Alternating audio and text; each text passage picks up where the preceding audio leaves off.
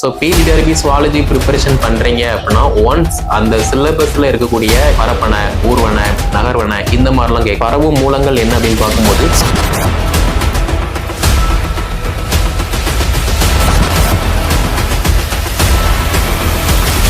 TRP நடத்தக்கூடிய PGTRB எக்ஸாமினேஷனுக்கு நிறைய பேர் படிச்சுட்டு இருப்பீங்க.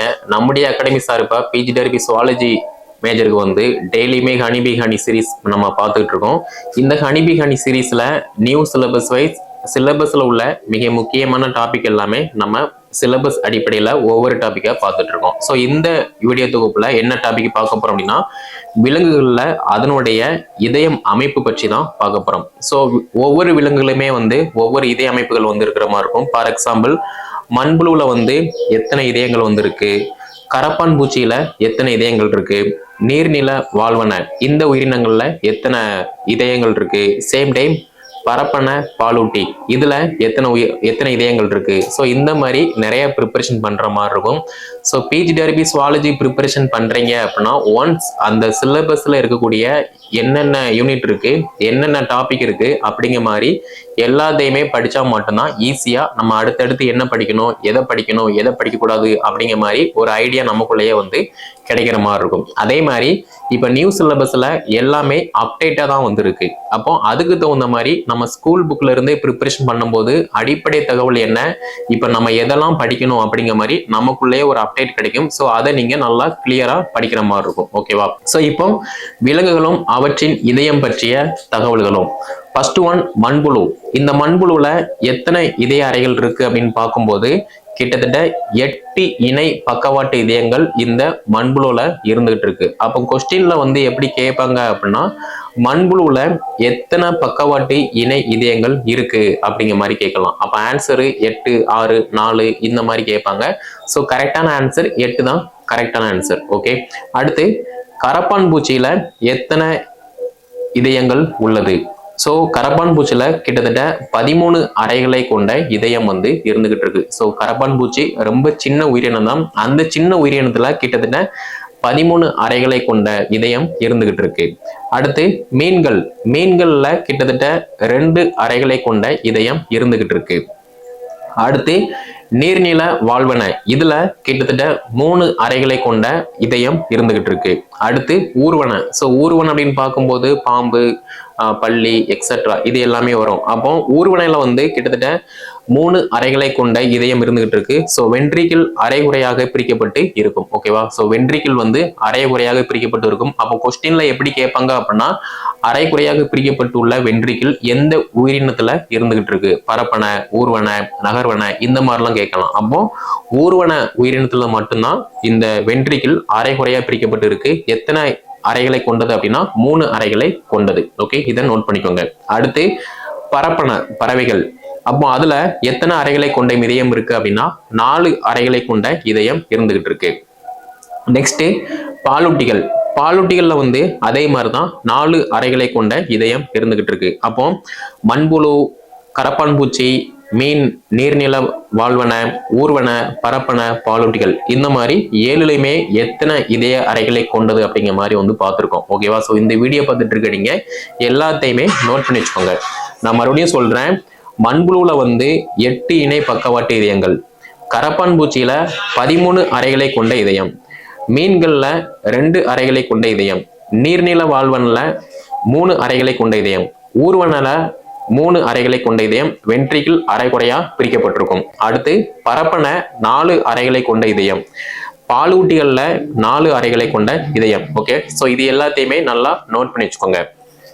நெக்ஸ்ட் நம்ம ஹியூமன்ஸ் அண்ட் அனிமல்ஸ் ரெண்டுலேயுமே நுண்ணுயிரிகளால நிறைய டிசீஸ் வந்து வர மாதிரி இருக்கும். ஃபார் எக்ஸாம்பிள் வைரஸ், பாக்டீரியா, பூஞ்சை இந்த மாதிரி எல்லாமே நமக்கு வந்து அட்டாக் பண்ற மாதிரி இருக்கும். அப்போ தீங்குயிரி அப்படின்னு பார்க்கும்போது வைரஸ் ஒரு மிகப்பெரிய தீங்குயிரி. இந்த வைரஸால மனிதன் அண்ட் விலங்கு ரெண்டுக்குமே நிறைய டிசீஸ் அஃபெக்ட் ஆகும். ஓகேவா? அப்போ வைரஸை பொறுத்த மட்டும் நோய்கள் சாதாரண சளி, போலியோ, இளம்பிள்ளைவாதம், மஞ்சள் காமாலை, இன்ஃபுளுன்சா, எய்ட்ஸ் இது எல்லாமே வைரஸால வரக்கூடியது.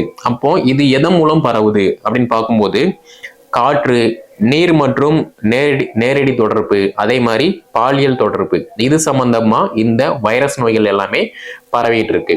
நெக்ஸ்ட் பாக்டீரியா நோயை பொறுத்த மட்டும் இது வந்து தீங்குயிரி பாக்டீரியா.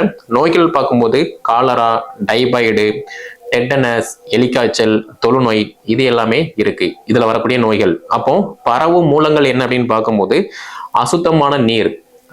ஒருத்தர் வந்து பயன்படுத்திருப்பாரு ஒரு அசுத்தமான நீரை, அதை நம்ம மறுபடியும் பயன்படுத்தும் போது அவருக்கு என்ன நோய் இருக்கோ அது நமக்கு வரக்கூடிய வாய்ப்பு இருக்கு. அதே மாதிரி காயங்கள், விலங்குகளின் சிறுநீர், குறிப்பாக அணில் எலி நேரடி தொடர்பு, இதனுடைய கடத்தி, ஸோ இது மூலமாகவும் வந்து பரவக்கூடிய வாய்ப்பு இருக்கு. இப்போ ஃபார் எக்ஸாம்பிள் நம்ம வீட்டிலேயே வந்து ஒரு இடத்த கரெக்டா, ஒரு பெட்ரூமை கரெக்டா பராமரிக்கல, அந்த ரூம்ல வந்து எலி, பல்லி, அணில் இந்த மாதிரி எச்சங்கள் இருக்கு அப்படின்னா அந்த எச்சங்கள் மூலமா நமக்கு நோய்கள் பரவக்கூடிய வாய்ப்புகள் வந்து இருந்துகிட்டு இருக்கு. ஸோ நம்ம இருக்கக்கூடிய இடத்த நம்ம பாதுகாப்பா வந்து வச்சுக்கிற மாதிரி இருக்கும், சுத்தமா வச்சுக்கிற மாதிரி இருக்கணும். ஓகே, அடுத்து ஃபங்கை, பூஞ்சைகள். தீங்குயிரி வந்து பூஞ்சை. இது என்ன நோயை ஏற்படுத்துது அப்படின்னா பாத தடிப்பு நோய்.